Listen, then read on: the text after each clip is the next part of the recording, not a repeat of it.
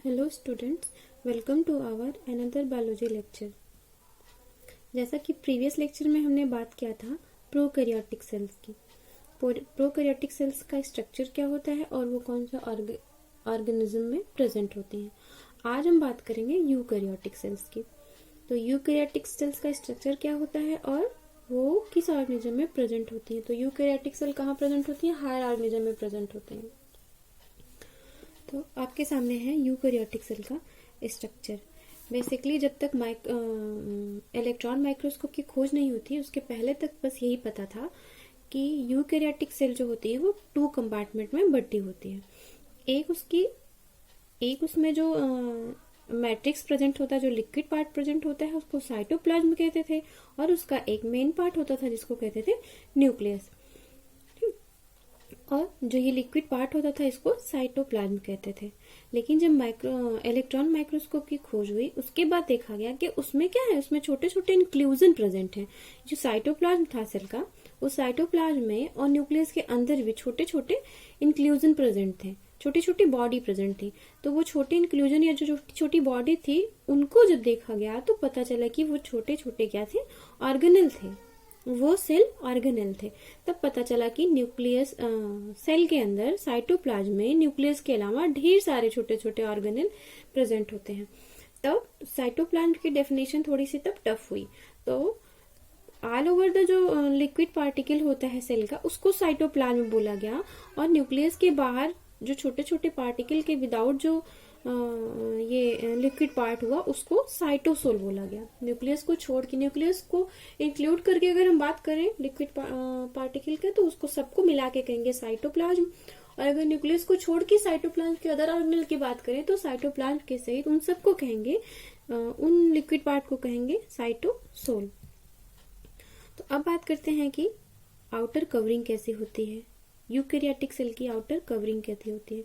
तो ये सारे हायर ऑर्गेनिज्म में प्रेजेंट होती है, मतलब सभी हायर ऑर्गेनिज्म यूकैरियोटिक सेल से मिलकर ही बने होते हैं।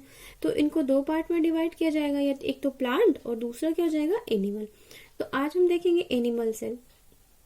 जो स्ट्रक्चर आपके सामने दिख रहा है ये किसका है, एनिमल सेल का है। तो एनिमल सेल की जो आउटर कवरिंग होती है वो किस चीज से मिलकर बनी होती है, वो होती है प्लाज्मा मेम्ब्रेन की। आउटर कवरिंग इसकी बनी होती है प्लाज्मा मेम्ब्रेन की। अगर यही सेल अगर प्लांट सेल होती तो इस प्लाज्मा मेम्ब्रेन के बाहर भी एक जो है बाउंड्री प्रेजेंट होती और उसको कहते हैं सेल वॉल। तो प्लांट सेल में सेल वॉल प्रेजेंट होती है और एनिमल सेल में सेल वॉल नहीं प्रेजेंट होती है। तो इसकी आउटर कवरिंग जो होती है सेल वॉल प्लाज्मा मेम्ब्रेन की बनी होती है। और इसके अंदर क्या क्या प्रेजेंट होता है ये देखते हैं। तो इसके अंदर सबसे पहले देखेंगे न्यूक्लियस में क्या क्या प्रेजेंट होता है। इसका जो मेन पार्ट होता है क्या होता है, न्यूक्लियस। तो इसके न्यूक्लियस में क्या क्या प्रेजेंट है देखते हैं। मैंने कल भी बताया था लास्ट लेक्चर में कि प्रोकैरियोटिक सेल का जो न्यूक्लियस होता है वो अनडेवलप्ड होता है, मीन्स वो मेम्ब्रेन बाउंडेड नहीं होता है। और यूकैरियोटिक का जो न्यूक्लियस होता है वो वेल डेवलप्ड होता है, न्यूक्लियर मेम्ब्रेन से बाउंड होता है। तो यहाँ जो पिंक कलर का अगर आपको दिख रहा होगा तो ये जो मेम्ब्रेन है ये मेम्ब्रेन है न्यूक्लियर मेम्ब्रेन। ये डबल लेयर की होती है। न्यूक्लियर मेम्ब्रेन के बीच में आपको पोर दिख रहे होंगे। न्यूक्लियर मेम्ब्रेन के बीच में जो पोर दिख रहे हैं, ये खाली स्पेस जो दिख रहा है इसको कहते हैं न्यूक्लियोपोर। इस खाली स्पेस को कहेंगे न्यूक्लियोपोर। और ये जो मेम्ब्रेन से बाउंड है इस मेम्ब्रेन को कहते हैं न्यूक्लियर मेम्ब्रेन। इसके अंदर जो लिक्विड पार्ट भरा होगा, जो मैट्रिक्स भरा होगा, उसको कहते हैं न्यूक्लियोप्लाज्म।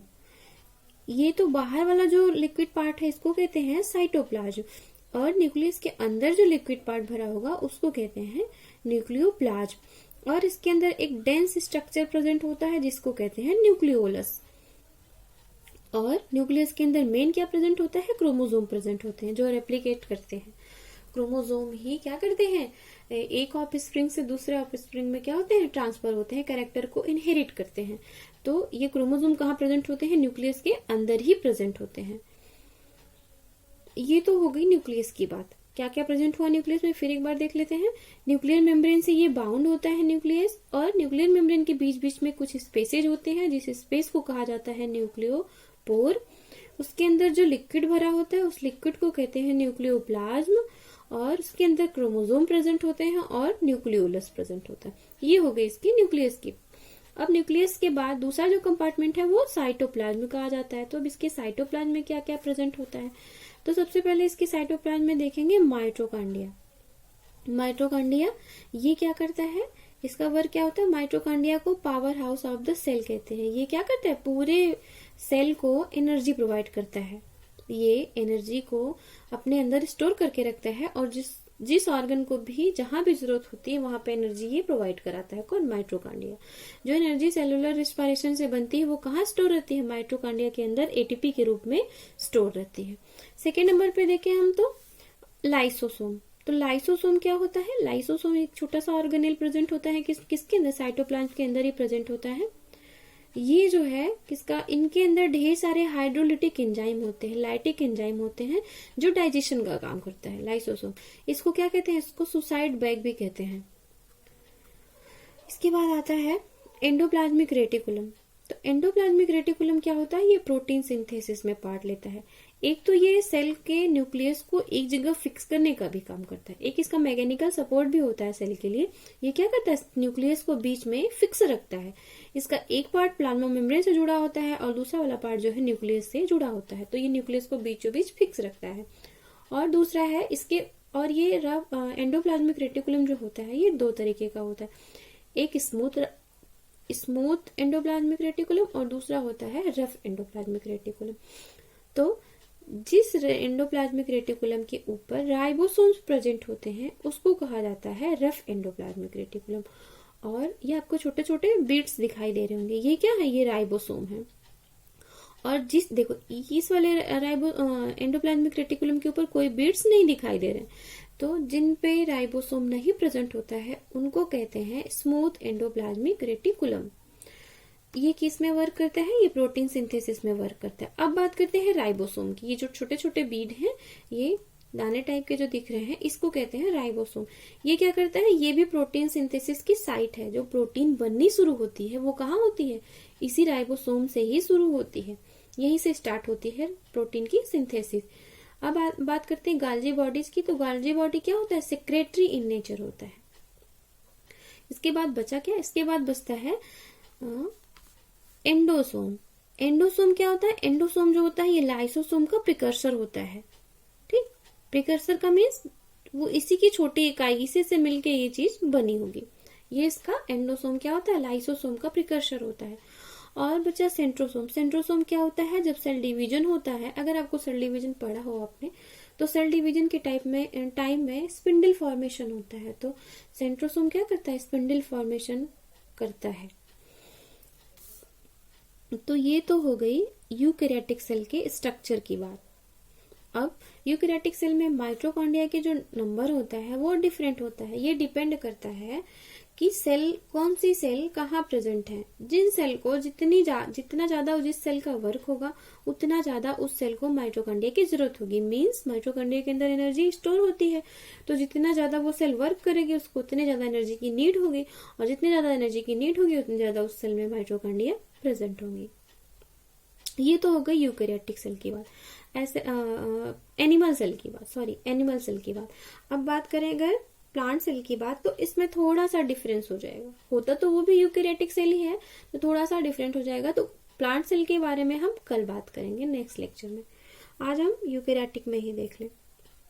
अच्छा, एक चीज और, ये जो न्यूक्लियस होता है, न्यूक्लियस के अंदर डीएनए प्रेजेंट होता है जिसपे ये क्रोमोसोम प्रेजेंट होते हैं।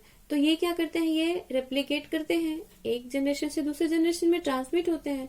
इसके अलावा इस सेल में माइटोकॉन्ड्रिया और प्लास्टिड जो प्लांट सेल में प्रेजेंट होता है, माइटोकॉन्ड्रिया और प्लास्टिड दो ऐसे ऑर्गेनेल हैं जो इनके अंदर भी कैपेबिलिटी होती है सेल्फ रेप्लिकेशन की।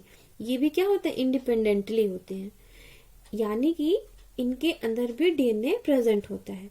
माइटोकॉन्ड्रियल डीएनए, उस डीएनए को माइटोकॉन्ड्रियल डीएनए और प्लास्टिड डीएनए कहते हैं। और ये तो सेल का अपना जेनेटिक डीएनए जो है ये होता है जीनोमिक डीएनए, और जो माइटोकॉन्ड्रिया के अंदर डीएनए प्रेजेंट होगा और प्लास्टिड के अंदर जो डीएनए प्रेजेंट होता है उसको कहते हैं mitochondrial DNA and plastid DNA.